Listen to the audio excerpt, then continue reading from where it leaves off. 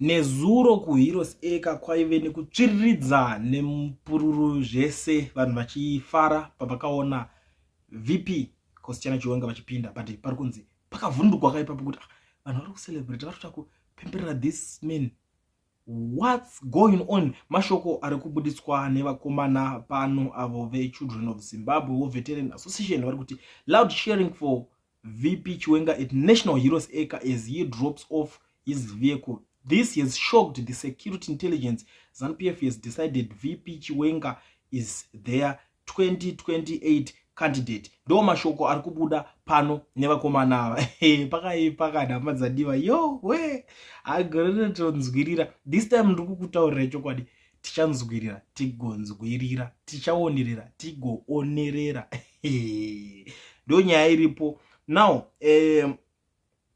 maZimbabweans wo vamwe vari kuita kakupokanawo nazvo futi, vamwe vari kuita kakuwirirana nazvo. Unongoziva kuti muZimbabwe takawandirwa nema-keyboard warriors, vanhu vekuti chero vakanzwa zvinhu zvekunzi pakanhinga ari kuzodai paranzwa vanozobuda vangotraya kuda se kuzvipikisa kuti tazvinzwa mutaura but ndezvekuda se ndezvekupenga. Vanhu vakadaro vatorimo muZimbabwe ende mucharamba muinavo, but vari important futi. Saka vamwe vanenge vachisimbisa, vamwe vachirambirana nazvo. Ndiri kuonawo vamwe vari kuti makes no difference, vari kuita kunge chikare ava chedoro, vari kuita se kutambidzana.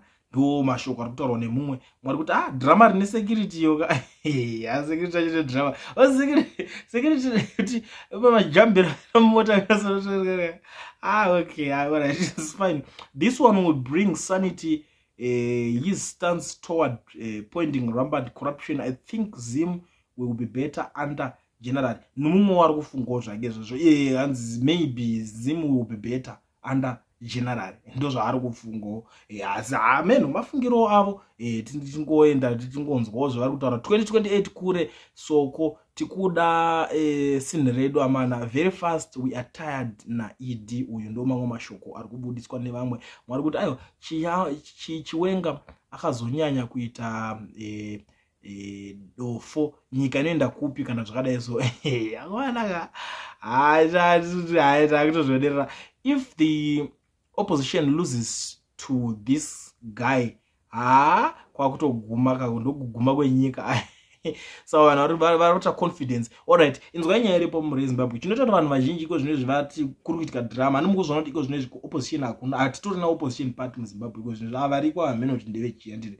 Saka vanhu vari kuona kuti munhu akwanisa kuita zvavanofarira ndiani, angangokwanisa kuinfluenceka nezvinhu zvavanenge vachiita. Ndobva vaona kuti alright, I think this guy is the good candidate. Anogona kunge the right candidate kuti anokwanisa kuzviita izvozvo, tikamusapota pazvinhu izvozvo. Ndosaka kuona maZimbabweans izvozvo vakangonzwa kuti chakachaka vototi ndinga kuita drama rakadaro, saka ngatibomusapota. Vakamirira kudzoka kweopposition. Painozouya opposition vanoda kuti uyu vakangonokudubura vega, vanozongoya vozongomurova chekuseri opposition, vomuti kopo obva abva ipapo. Saka ndo nyaya imwe yandakaongorora ndikaona inenge ichingoitikawo. Ndiri kuonawo vamwe vari kuti mabodyguards 20 pamunhu 1 bo here inenge ichiitwa unoziva kuti nyaya yekudingira vanochengetedzwa kavaruma wacho vhutiwa vanochengetedzwa, but unongoziva kuti zvinoitika muZimbabwe hazvipere madhirama acho.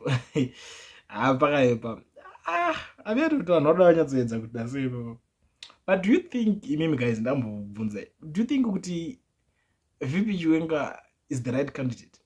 Makazvitarisawo imimi kutarisa kungobvunzana ngoonesa. Do you think he is the right candidate here? Tell me what you think in the comment section. Ndatomboziwa because ndinika ndikuona pendatoona kanhikiriki kacho, even clip kacho katondinhikiriki noka katoita kutondishamisawo kuti vanhu vakutoita ruzha vaona murume wachidzika. Itori first time yangu akazhinji vaingoti vakangodzika kazotodzika unless kana pana DJ ari pakati tambirai ninga uya ngatite chichi kotongoitawo tunoise tushoma kwete apa zvaziitwa apa. But do you think kuti is the right candidate? Tell me